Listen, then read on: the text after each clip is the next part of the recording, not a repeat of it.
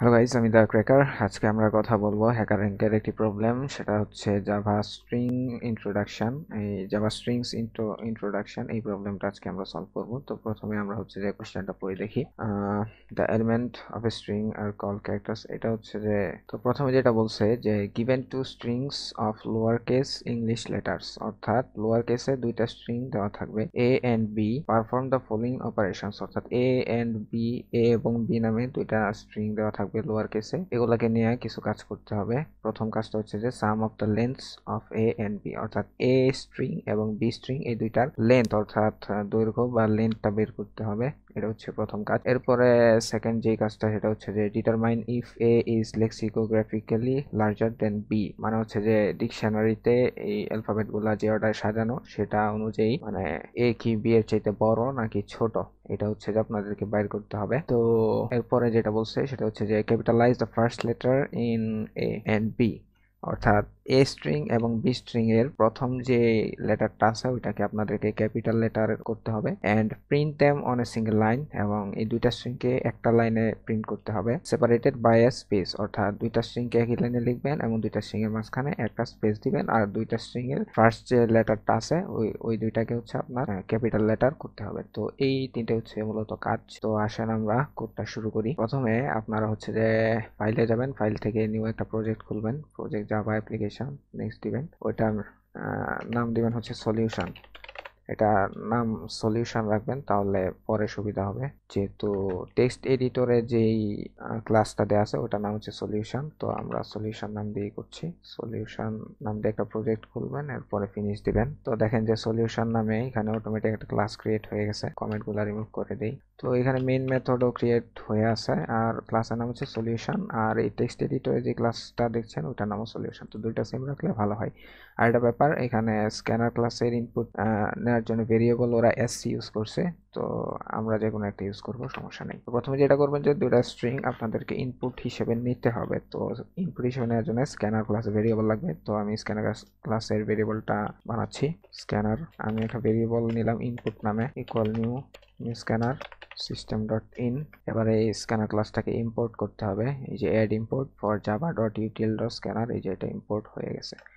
তারপর যেটা করতে হবে সেটা হচ্ছে যে ইনপুট ডট এই ভেরিয়েবলটা ইউজ করে আপনাদেরকে নেক্সট দিয়ে হচ্ছে যে স্ট্রিং আপনারা ইনপুট হিসেবে নিতে পারবেন। তো আমরা ইনপুট ডট নেক্সট দিয়ে একটা স্ট্রিং নিয়ে নিলাম, ওইটাকে আমরা রেখে দেব এ নামের একটা স্ট্রিং ভেরিয়েবলের মধ্যে। এ ইকুয়াল, অর্থাৎ ইনপুট ডট নেক্সট দিয়ে একটা স্ট্রিং আমরা ইনপুট হিসেবে নিব, এটাকে আমরা এ নামের একটা স্ট্রিং এর মধ্যে রেখে দিব। এরপর আরেকটা স্ট্রিং নিতে বলছে, সেটা হচ্ছে বি, তাহলে আরেকটা স্ট্রিং আমরা বি ডিক্লেয়ার করি। স্ট্রিং বি ইকুয়াল এই যে ইনপুট ডট নেক্সট, অর্থাৎ দুইটা স্ট্রিং আমরা ইনপুট হিসেবে নিয়ে নিলাম। এরপরে ওরা যেটা বলছে এটা হচ্ছে যে sum of the lengths of A and B, অর্থাৎ এ এবং বি এই দুটো স্ট্রিং এর লেন্থ বাইট করতে হবে আপনাদেরকে। তো আপনারা যেটা করবেন সেটা হচ্ছে এ ডট, এই যে দেখেন ডট দেওয়ার পরে এল চাপ দিলে আপনারা দেখবেন একটা মেথড আছে লেন্থ, এই যে এ ডট লেন্থ, আমরা কিন্তু এ এর লেন্থটা পেয়ে গেছি। তো এর যে লেন্থটা আছে ওইটা আমরা হচ্ছে যে আরেকটা ইন্টিজার টাইপের ভেরিয়েবল এ এ লেন্থের মধ্যে রেখে দিব, অর্থাৎ এ ডট লেন্থ এই মেথডটা ইউজ করে আমরা এ স্ট্রিং এর লেন্থ বাইর করছি, এবং যেহেতু এটা একটা ইন্টিজার নাম্বার লেন্থ বা দৈর্ঘ্য, সেজন্য আমরা এটাকে একটা ইন্টিজার টাইপের ভেরিয়েবল এ লেন্থের মধ্যে রেখে দিয়েছি। এবার বি এর লেন্থটা যদি বাইর করতে চান তাহলে বি ডট এল চাপলে দেখবেন যে লেন্থ চলে আসছে, এবং সেমিকোলন দিবেন। এটাকে আপনারা আরেকটা ইন্টিজার টাইপের ভেরিয়েবল বি লেন্থের মধ্যে আমরা এটাকে রেখে দিছি। তো দুইটা স্ট্রিং নিলাম এবং দুইটা স্ট্রিং এর লেন্থ আমরা বাইর করলাম। এবার লেন্থটাকে হচ্ছে যে প্রিন্ট করতে হবে। তো এখানে বলছে আপনার সাম দ্য লেন্থস, অর্থাৎ দুইটা লেন্থকে যোগ করতে হবে আপনাদেরকে। তো লেন্থটাকে কিভাবে যোগ করবেন সেটা বলি। এ লেন্থ আর হচ্ছে যে প্লাস বি, এই এ লেন্থ এবং বি লেন্থ এই দুইটাকে আমরা হচ্ছে যে যোগ করলাম, এবং যোগফলটাকে আপনার ইন্টিজার টাইপের আরেকটা ভেরিয়েবল রেজাল্টের মধ্যে আমরা রেখে দিলাম। এ লেন্থ এবং বি লেন্থ এই দুইটার লেন্থটাকে আমরা হচ্ছে যে যোগ করছি, এবং যোগফলটাকে রেজাল্ট নামের একটা ভেরিয়েবলের মধ্যে রেখে দিছি। তো আসেন আমরা রেজাল্টটা প্রিন্ট করে দেখি হয়েছে কিনা। System dot out dot print line, এখানে আমরা হচ্ছে যে রেজাল্ট, এই রেজাল্টটাকে আমরা হচ্ছে যে প্রিন্ট করব। তো দেখি হয়েছে কিনা। হ্যালো একটা স্ট্রিং, আর একটা স্ট্রিং দিলাম জাভা, যে দেখেন 9 দেখাচ্ছে, অর্থাৎ 1 2 3 4 5 6 7 8 9 এই টোটাল 9টা স্ট্রিং এখানে যোগ করে দেখাচ্ছে হচ্ছে যে 9। তার মানে আমাদের প্রথম টাস্কটা কমপ্লিট।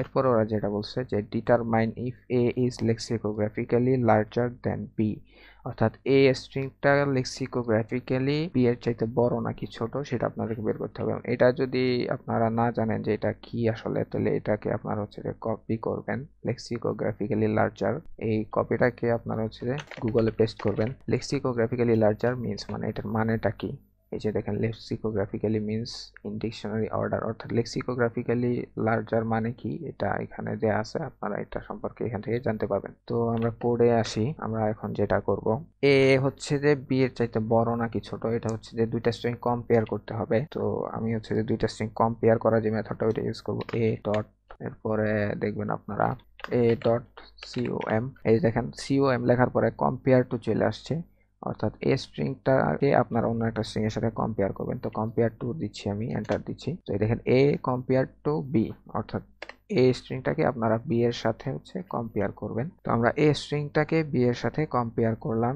তো এরপরে আপনারা যেটা করবেন, এই কম্পেয়ার যে করলেন এটাকে আপনারা একটা ইন্টিজার টাইপের ভেরিয়েবল COMPARED কম্পেয়ার নামে একটা ভেরিয়েবলের মধ্যে আমি এটাকে রেখে দিচ্ছি, এই স্ট্রিং আর বি স্ট্রিং এর কম্পারিজনটাকে। তো এরপর যেটা করবেন, আপনাদেরকে বলছে যে দুইটা কম্পেয়ার করে যদি, এখানে একটু কোশ্চেনটা দেখেন, বলছে যে for the second line right yes if A is lexicographically greater than B, অর্থাৎ এ যদি বি এর চাইতে বড় হয় তাহলে ইয়েস প্রিন্ট করতে হবে, আদারওয়াইজ প্রিন্ট নো ইনস্টেড, অর্থাৎ বি যদি এর চাইতে বড় হয় তাহলে হচ্ছে নো প্রিন্ট করতে হবে। তো আমরা যেটা করব, ইফ এলস ইউজ করব, ইফ যদি যেটা আমরা কম্পেয়ার করছি অর্থাৎ কম্পেয়ার্ড ভেরিয়েবলটার মান যদি 0 এর চাইতে বড় হয় তাহলে যেটা করবেন আপনারা প্রিন্ট করে দিবেন ইয়েস, আর যদি ছোট হয় তাহলে প্রিন্ট করবেন নো। এটাই এখানে বলছে যে এই যে এ যদি বড় হয় তাহলে ইয়েস প্রিন্ট করবেন, আর বি যদি বড় হয় তাহলে হচ্ছে যে নো প্রিন্ট করবেন। তো আমরা দুইটাকে প্রথমে হচ্ছে যে কম্পেয়ার করছি, কম্পেয়ার করে এটা একটা ভেরিয়েবলের মধ্যে রাখছি, এরপরে হচ্ছে যে কম্পারিজন করার পরে দেখা যাচ্ছে যে যদি এ বড় হয় তাহলে ইয়েস প্রিন্ট করবে,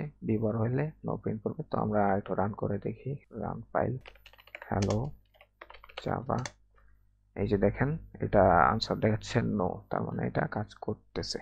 এরপরে যেটা বলছে তিন নাম্বার বলছে যে capitalize the first letter in a and B, অর্থাৎ এ এবং বি এই দুইটা স্ট্রিং এর প্রথম যেই লেটারটা আছে ওইটাকে আপনাদেরকে ক্যাপিটাল লেটার করতে হবে। তো আসেন আমরা এটাকে একটু ক্যাপিটাল লেটার করি। এই স্ট্রিং এর প্রথম লেটারটাকে আমরা ক্যাপিটাল করব, সেটার জন্য আপনারা যেটা ইউজ করবেন, এ লিখে ডট দিবেন, ডট দেওয়ার পরে এটাকে সাব স্ট্রিং এ ভাগ করবেন। এসইউ যদি লেখেন তাহলে দেখবেন যে এ সাব স্ট্রিং চলে আসছে, অর্থাৎ এ সাব স্ট্রিং মেথড আপনারা ইউজ করবেন।